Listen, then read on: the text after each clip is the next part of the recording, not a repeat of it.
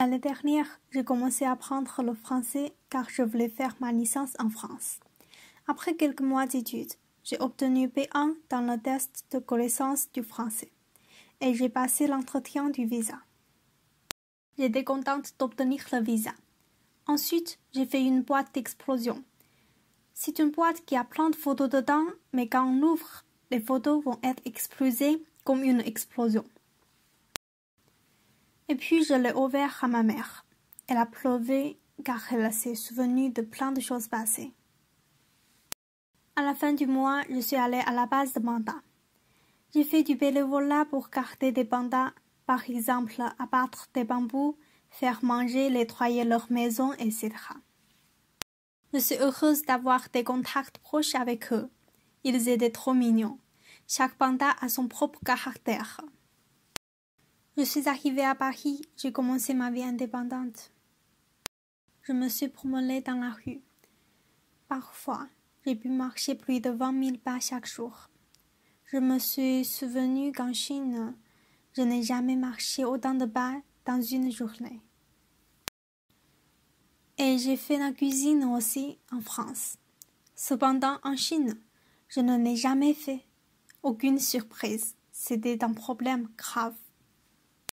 Pendant quelques jours, ma cuillère a été brûlée avec un trou.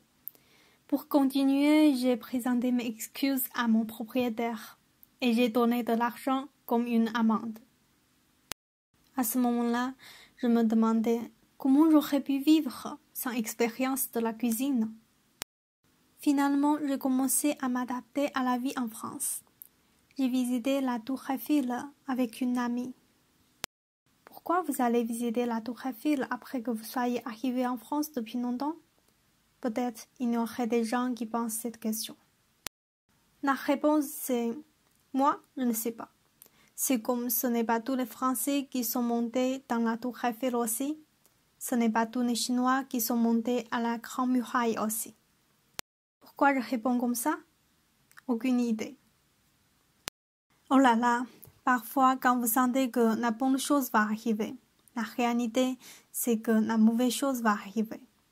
La plus difficile de faire en France, c'était le contact avec les gouvernements ou bien les employés d'organisations.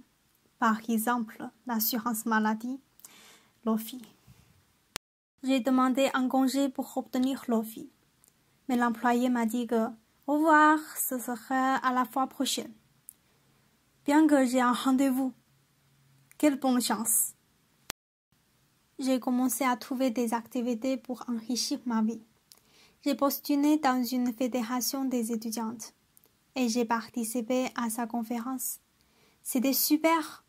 J'ai connu beaucoup de savants, bien que je ne sois pas une savante. De plus, le 14 juillet, je suis allée aux Champs-Élysées pour regarder le défilé. C'était vraiment cool. J'ai vu le président français, bien qu'il ne m'ait pas vu. Je pense que la raison principale, c'était qu'il ne me connaissait pas.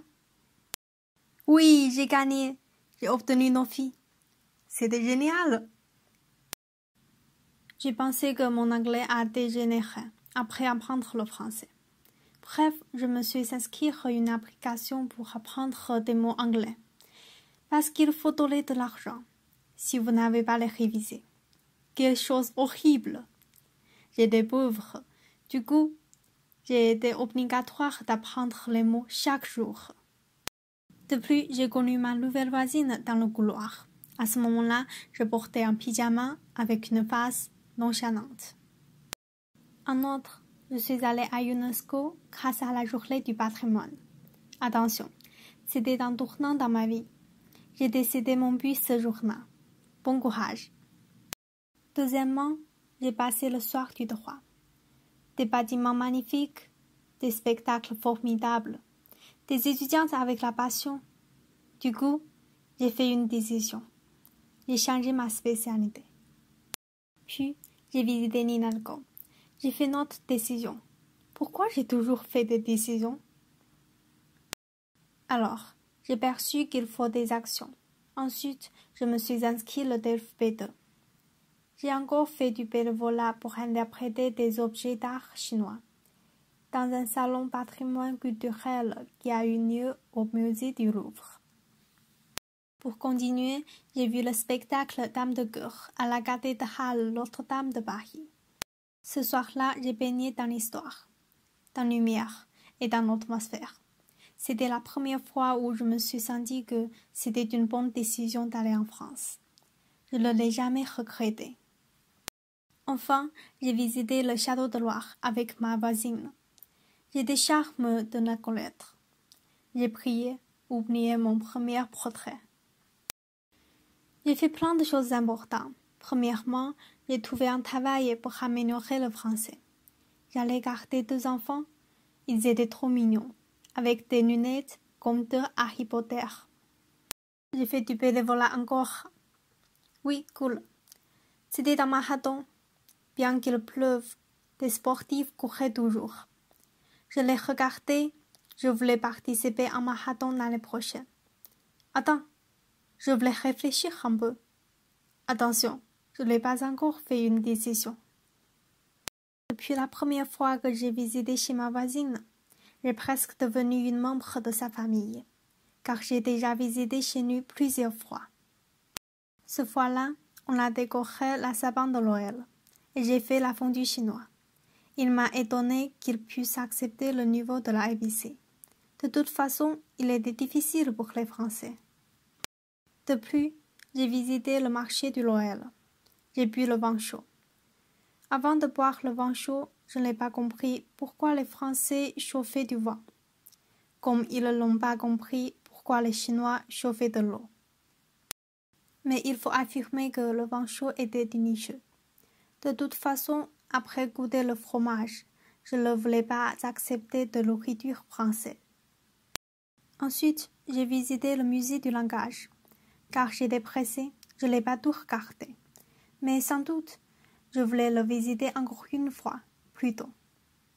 Un point fascinant de Paris, c'était des différents musées. J'étais heureuse d'habiter à Paris. Finalement, j'ai passé le Noël avec une famille française. J'espère que toutes les décisions seront réalisées. Je voulais être meilleure et bonne année.